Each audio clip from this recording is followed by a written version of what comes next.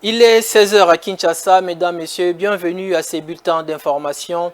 L'Assemblée nationale, à l'ordre de sa plénière de mardi, décidé l'interdiction au gouvernement de signer l'intégration, le mixage et les brassages des éléments des groupes armés, terroristes et autres au sein des forces armées et sécurité de la République démocratique du Congo. Martin Kayembe pour les reportages. Les députés nationaux ont adopté une série de recommandations lors de la plénière de ce mardi 9 novembre dernier. Parmi la recommandation phare, l'interdiction faite au gouvernement de signer l'intégration, le mixage et les brassages des éléments des groupes armés terroristes et autres au sein des forces armées et de sécurité de la République démocratique du Congo. Cette décision fait suite aux différentes rébellions que la République a connues ces dernières décennies dans la partie orientale et sud de la RDC. Dans un autre chapitre, les députés nationaux ont voté 5 projets de loi de ratification présentés par le ministre des Finances Nicolas Kazadi. Ces projets de loi de ratification concernent le prêt de financement dans les domaines de l'électricité, l'eau et l'aménagement du territoire, d'où l'urgence et la nécessité qu'a démontré le ministre afin que la République démocratique du Congo obtienne de ses partenaires les financements nécessaires dans ces secteurs. Dans un autre chapitre, l'Assemblée nationale a aussi examiné la requête du procureur de la République auprès de la Cour de cassation adressée au bureau de la Chambre basse du Parlement sur sa volonté d'écouter le député national Daniel Safou. Après débat, l'Assemblée nationale a demandé que le député national Daniel Safou soit entendu par le procureur général près la Cour de cassation. Un deuxième dossier lié à Daniel Safou est celui de la vidéo qui circule dans les réseaux sociaux. Sur ce, la plénière a décidé de la mise sur pied d'une commission spéciale pour écouter le député national Daniel Safou. La participation des députés nationaux membres du groupe Climat à la COP27 reste remarquable au vu de l'importance que les élus membres de ces groupes attachent à la question des dérèglements du climat. Le député national Chimanga Bwana évoque le travail déjà fait pendant cette législature. Suivez. La validation de 2 études diagnostiques législatives portant sur les lacunes juridiques et politiques dans l'implémentation des RED+, la convocation d'un groupe de travail multi-acteurs, la convocation d'un groupe de travail intégré par des responsables gouvernementaux de plusieurs ministères et de parties prenantes au projet des recommandations sur l'appellation de la RED+, la formation des parlementaires et des parties prenantes sur la comptabilité économique environnementale, la rédaction du draft de la proposition de loi portant système de comptabilité économique.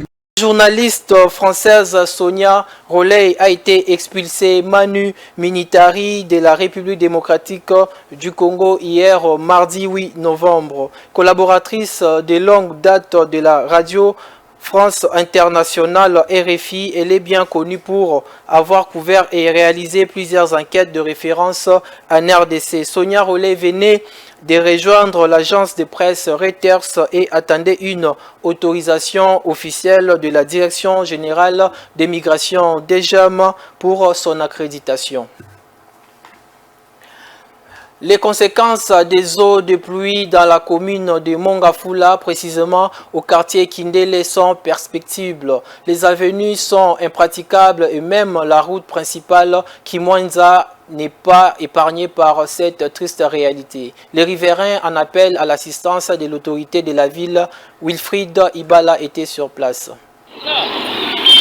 La route Kimwenza reliant l'université de Kinshasa à la place Triangle au quartier Kindele est l'ombre d'elle-même après chaque pluie qui s'abat sur la capitale Kinshasa. Ici, à l'arrêt des bus dit Triangle, porte d'entrée de ce quartier populaire, la route se détériore au jour le jour avec les eaux des pluies qui ne sont pas canalisées. Conséquence, des routes coupées et totalement impraticables, des écroulements des maisons ainsi que de parcelles entières emportées, laissant ainsi des familles sans abri. Les habitants de ce coin de la capitale agitent la sonnette d'alarme en direction de l'autorité compétente pour une solution rapide. Ici, au quartier Kindélé, nous sommes très menacés après chaque pluie par la progression des érosions. Nous demandons aux autorités de nous venir en aide. Ici, nous éprouvons beaucoup de difficultés après chaque pluie. Les routes sont inondées. Nous qui étudions de l'autre côté, nous sommes obligés de marcher dans l'eau ou se faire transporter par des chariots. Vraiment, c'est pénible. Nos maisons partent sous l'œil impuissant de l'autorité. Vraiment, nous avons besoin de l'aide.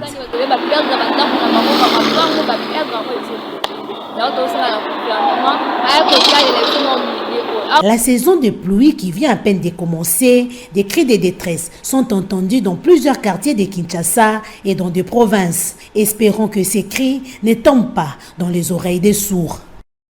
Les érosions qui se créent dans les communes périphériques continuent de désoler les habitants dépourvus et sinistrés. Au quartier Matadi-Kibala, une érosion à sans fil vient d'emporter plusieurs maisons depuis la dernière pluie. Les habitants demandent une assistance aux autorités pour combler cette érosion et sécuriser les victimes obligées de vivre à la belle étoile. Reportage. C'est depuis plus d'une année que l'érosion menace le quartier Matadi-Kibala, précisément dans la commune de Mongafula. Plusieurs maisons ont déjà été emportées, d'autres par contre sont en voie de s'écrouler.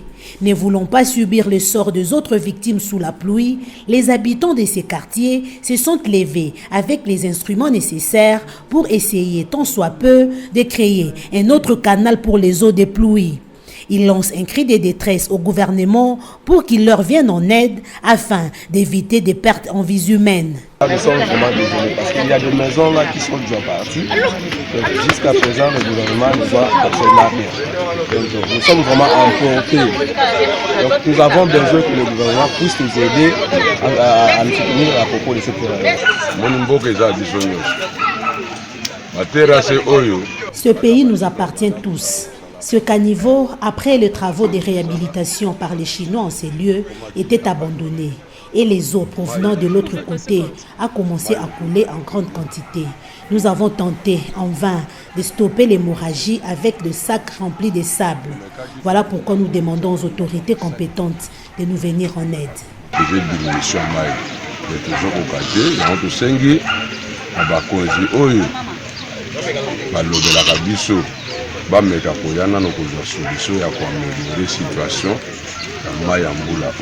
Très en colère face à cette insécurité, la population voit sa mort venir si rien n'est fait d'ici encore quelques pluies.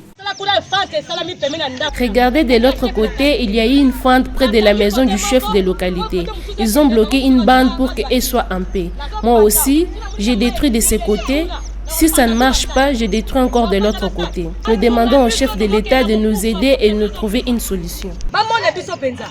Il s'y est dénoté que cette érosion des Matadi-Kibala figure parmi tant d'autres que compte cette municipalité. Fin de ce bulletin, mesdames, messieurs, nous vous disons bonne suite des programmes sur Mantico Télévision.